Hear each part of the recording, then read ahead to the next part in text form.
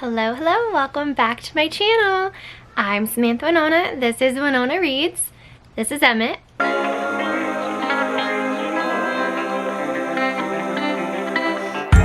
So I am back with a birthday haul. So I ordered a bunch of books online and as like a birthday treat to myself. And then a couple days later, this past weekend, our library had a used book haul or used book sale. So I did get a bunch of new books. Yeah, so I wanted to go over the birthday haul. There is still one or two books that I haven't received yet. But for the most part, I have them all. So I figured, why not? Let's get started. All right, so first up is number one in the Hardy Boys series. I feel like this goes without needing an explanation. I have always wanted to own the original series. You can tell this is like gently used. I'm gonna start with the library sale. So yeah, this is, gently used, but it's still in really good condition. Most of the books are like less than 200 pages.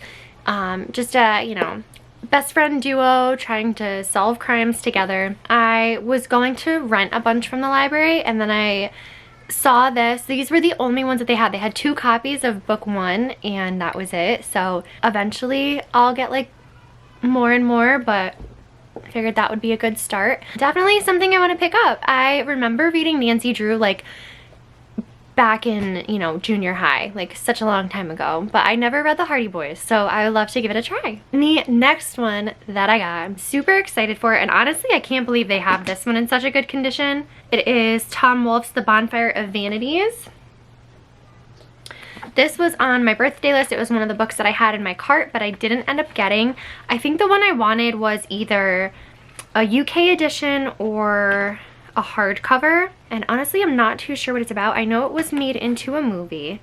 Let me see if I can find the synopsis. Are you behaving? Are you being good? That's not reassuring. So Bonfire of the Vanities is a 1987 satirical novel by Tom Wolfe. It is a drama about ambition, racism, social class politics, and greed, 1980s New York City. Centers around 3 characters, a waspy bond trader, assistant district attorney, and an expatriate journalist. So I am interested. I don't think I'll be picking it up soon, but it's been like on my radar for a very long time, so I would love to pick it up. I do not want any, no thank you. Okay. Okay, I don't want a pizza, honey. I'm trying to do something. Thank you. No. Go see what Bubba's are doing. Yay. The next one that I picked up is When We Danced on Water. This is by Evan Fallenberg. This was mostly a title cover buy for me. I didn't know too much about it. Sometimes if I see something that just catches my eye, I'll read the first line of the back because I never like knowing too much going in. So this one said at 85, Tio is one of the world's most influential choreographers. He is ready to withdraw from the romance surrounding his long and illustrious career. Then he meets a waitress. So, I don't know. It seemed like a short little novel, and it just caught my eye, and I figured, why not? They're like 25 cents a book at the used book sale. So the next one is Journey to the Center of the Earth by Jules Verne, and it's one of the Puffin classics, which I have a bunch of already, some of the other books that I have. So it was more, I don't remember, I don't think I read this one. I think I read 10,000 Leagues Under the Sea, or I listened to that on audiobook. So I don't think I've actually read this, but this was kind of just to add to my collection. Eventually I'll get into more classics. It tends to be like how I start a new year, is a lot more classics, and then as the year progresses, it kind of varies for genre. But an ancient book is opened by the eccentric professor Lindenbrock, and his life is changed forever. An old piece of paper was tumbled from the book, priceless parchment that will lead an expedition to end all expeditions. Interesting. The next one I got, William Kennedy Ironweed. So this author, I think He has lived in Albany his whole life, which is local to where we live. He went to Siena College, which some of my family has gone to, and lives over in Loudonville. So I thought it would be interesting to read something that was so local. I know he did visit my school, UAlbany, once, and for one of the like meet the author, discuss a book or whatever. I don't remember, I don't think it was one that I attended, but I do know that he had like a whole thing at the school. This one says, an ex-ball player, part-time gravedigger, full-time drunk has hit bottom years after he left Albany in a hurry after killing a scab during a trolley workers' strike. He ran away again after accidentally and fatally dropping his infant son. That's not what I was expecting. I have wanted to check this out for a long time, and it is relatively short, so I am definitely interested to see what his writing is all about. Wow. The next one that I got was Send For Me by Lauren Fox. This is one of the Jenna Bush book club picks. It's a historical fiction that moves between Germany on the eve of World War II and present-day Wisconsin. So it is about bonds within a family in different generations. Dual timeline, past and present, and it was blurbed by Georgia Hunter, who wrote We Were the Lucky Ones, and I loved that book. So I have been wanting to pick this up for a while. I think I borrowed it on audiobook from the library and didn't get to it in time, and then there was a long wait list, so I never actually got to it. So I am definitely interested. I think I also do tend to like physically reading historical fiction rather than listening to it, just so I can follow it a little bit better. So love you. I love you. The next one I picked up is The Second Life of Muriel West by Amanda Skenedord. So this says 1920s LA socialite Muriel West's days are crowded with shopping, luncheons, and prepping for the myriad glittering parties she attends with her actor husband Charlie. She's been too busy to even notice small patches of pale skin on the back of her hand. Other than the occasional overindulgence of gin and champagne, which helps numb the pain of a recent tragedy. Sorry, my goodness. Muriel is the portrait of health. Her doctor insists on more tests. The diagnosis is leprosy. Yeah, I think this was one that I saw on Goodreads. It's, I think, an average rating. I like the whole, 1920s socialite. Usually you hear about New York City, not LA, so that'll be a little bit different. And then having a medical diagnosis, obviously like that second life aspect. So yeah, I think it'll be interesting. I've never read her work before. I'm assuming she has other written stuff. But I did see it on Goodreads, so when I saw, the spine, I was like, yeah, I'll get that. 25 cents, why not? The next one I got is Migrations by Charlotte McConaughey. McConaughey? Terrible with these. This was one that I had in my cart too and ended up not getting, and then I saw it at, I was just so surprised that they have such newer titles at the used book sale. Very surprised. Anyway, Franny Stone has always been a wanderer. By following the ocean's tides and the birds, she can forget the losses that have haunted her life, but when the wild she loves begin to disappear, she can no longer wander without a destination. I think multiple themes in it, which is really like what pulled me in and wanted to pick this up soon. So not only is it, past and relationships, the current issues of global warming, and it says a page turner about the lengths we will go for the people we love. So I think that sounds really good. And it's shorter too. It's not that long. The next one I picked up is The Art of Forgetting by Camille Pagan. This is definitely a cover buy. I just think this is gorgeous. This is a debut novel that poses an intriguing question. Is your best friend still your best friend if she becomes another person? Okay, I'm just gonna read this. Marissa Rogers never wanted to be an alpha. Beta suited her just fine. Taking charge without taking credit had always paid off. Balding her to senior editor at a glossy magazine. keeping peace with her critical, weight-obsessed mother, enjoying the benefits of being best friends with the gorgeous and charismatic, absolutely alpha Julia Fair. Julia gets hit by a cab. She survives with minor injuries, but brain damage steals her memory and alters her personality, possibly forever. Suddenly, Marissa is thrown into the alpha friend role. Okay, so that's interesting.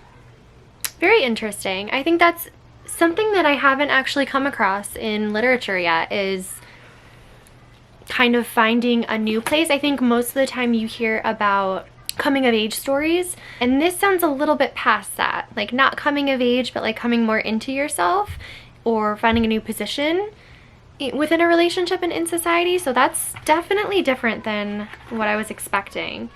I just wanted to give it a try. And then the other, is this the last one?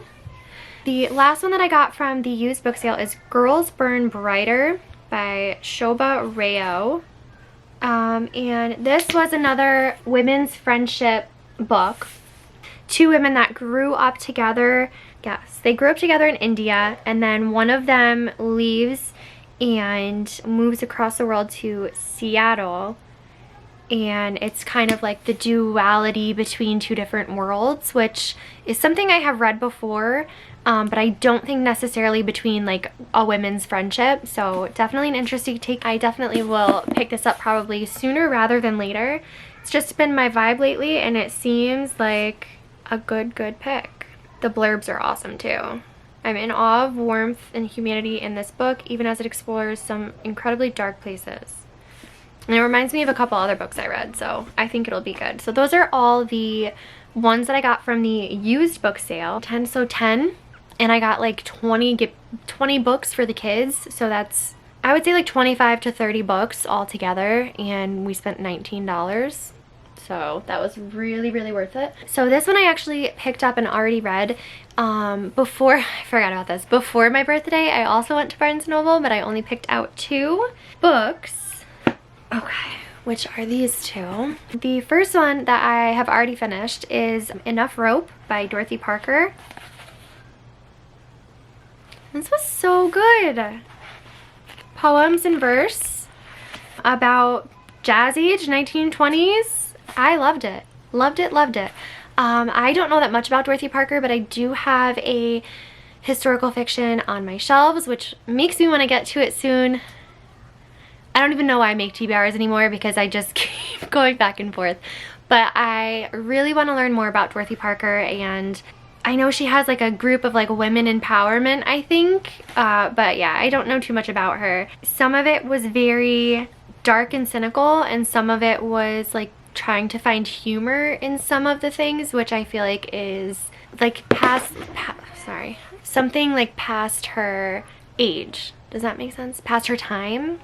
I'm trying to think of what I'm trying to say. Ahead of her time. Thank you. Mama. Yes. So yes, such a good pick. Highly recommend. And that was the first one that I picked up. And then the next one that I picked up is Post Traumatic by Chantal Johnson. I didn't know too much about this, but I did see the cover, I think on like new releases on Barnes & Noble. And I was like, wow, I'm a big fan of the cover. But it also sounded really good, so I do want to read you a little bit of what it is about. It says, to the outside observer, Vivian is a success story, a dedicated lawyer who advocates for mentally ill patients at New York City's psychiatric hospital. Privately, Vivian contends with the memories and after effects of her bad childhood, compounded by the everyday stresses of being a Black Latinx woman in America. She lives in the constant state of hypervigilant awareness that makes even a simple subway ride a heart-pounding drama. For years, she's self-medicated, mixed with dating, dieting, dark humor, smoking weed with her best friend. Family reunion prompts her to take a bold step and find herself alone in new and terrifying ways. This just called out to me. I don't know what it is. I thought the cover was so cool. So I got Jacket Weather by Mike Capite. And this is another New York downtown scene, but this is in the 80s, which is not a period I'm at all relatively familiar with. It's about a guy named Mike and a girl named June, New York's downtown music scene during the 80s. He meets June again, later on in life. It says, this is about awakening to love, dizzying, all-consuming, worldview-shaking love.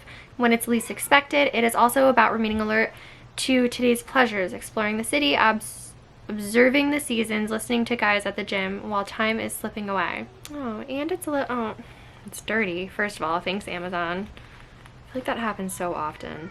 It is set up a little bit differently as far as format. Yes! You think I'll get through this? I only have a couple of books left. The next one is Mayflies by Andrew O'Hagan. And this I've had my eye on for a little bit. I've gone back and forth. Every time I go into Barnes & Noble, it is always like this. Always catches my eye. This says, in the summer of 1986, James and Tully ignite a friendship based on music, films, and rebel spirit. With school over, they rush towards a magical weekend of youthful excess in Manchester, played out against the greatest soundtrack ever recorded, and there a vow is made to go at life differently. 30 years on, the phone rings, Tully has news. Sounds super interesting. I don't know, for some reason, like thinking about like Manchester just had me in a whole like UK vibe. So next one is Human Acts by Hong Kong. This one I think was recommended by Babble Books, I think. I'll have to double check, I'm not sure. But this is about a violent student uprising in South Korea. A young boy named Dong Ho is shockingly killed. The story of a tragic episode unfolds in a sequence of interconnected chapters as the victims and the bereaved encounter suppression, denial, and the echoing agony of a massacre. Gave me chills just reading that. Can see why this author would be award-winning. I honestly haven't seen that many reviews on this or seen that many people read it. It might be an older book and that might be why. Maybe I'm just always late to the game forever. Caught my attention and I picked it up right away. The next one that I picked up is by Zane Asher, and it is Where the Children Take Us, How One Family Achieved the Unimaginable. What caught me was the synopsis on Amazon. This spellbinding memoir opens with a woman receiving shattering news that her husband and son have been in a terrible accident. In that instant, she becomes a widowed immigrant left to raise 4 children in a neighborhood consumed by poverty and violence. Enough said. Again, chills. I just am constantly so interested in memoirs and other people's lives. I'm currently reading Mean Baby by Selma Blair, and I just finished Jeanette McCurdy's I'm Glad My Mom Died. Memoirs are just like my vibe right now, and this just sounded like, again, chills. I cannot imagine how hard some parts of this are going to be to actually get through. When Women Were Dragons by Kelly Branhill is the next one. I've seen this all over and I was very hesitant to pick it up. I do love the cover. I picked it up because I wanted to get into something a little bit different, and my hesitancy kind of pushed me towards getting it, if that makes sense. I was on the fence because I didn't want something overhyped, but I also didn't know if it was like necessarily my vibe. But that's kind of what I want to do, is that was the purpose of my book channel, is to kind of get into everything and not just stay kind of in one subject or genre. So this one says, Alex Green is a young girl in the world much like ours, except for its most seminal event, the mass dragoning of 1955, when hundreds of thousands of ordinary wives and mothers sprouted wings, scales, and talons, left a trail of fiery destruction in their paths, and took to the skies. It says, she exposes a world that wants to keep women small, their lives small, their prospects, and examines what happens when they rise in mass and take up the space they deserve. Taking up space is a huge part of women's studies, so good for her. I'm interested, and now I want to get to it. Now that everyone's talking about it, now I want to get to it. Another one that everyone has been talking about. I've seen actually mixed reviews. I think it'll be interesting to me anyway. It is Gabrielle Zevin's Tomorrow and Tomorrow and Tomorrow. I just saw that it says she's the author of The Storied Life of A.J. Frickery. I didn't know that. Oh wait, first cover. Sorry, a little distracted. Says, on a bitter cold day in the December of his junior year at Harvard, Sam exits a subway car and sees amid the hordes of people Sadie Green. He calls her name. For a moment she pretends she hasn't heard him, but then as she turns, a game begins, a legendary collaboration that will launch them to stardom. These friends intimate since childhood, borrow money, beg favors, and before even graduating college have created their first blockbuster. Overnight, the world is theirs. Not even 25 years old. Okay. Okay.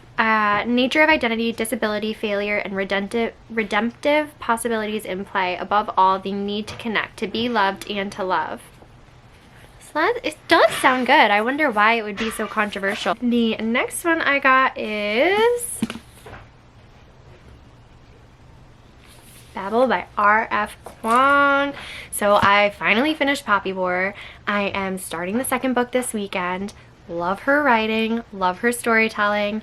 I've seen so many people read this. Like, I just have to get it. I have to. 1828. This, what did they say it was? A history of like violence and something. Yeah, I don't know. Her storytelling is so good. And like I said, so many people are reading this right now. I'm gonna be late to the game because I do want to finish Poppy War first. Which I don't know why that book isn't in here, because that is one that I recently bought. Let me see. So yeah, then I ordered Poppy War 2, that's downstairs.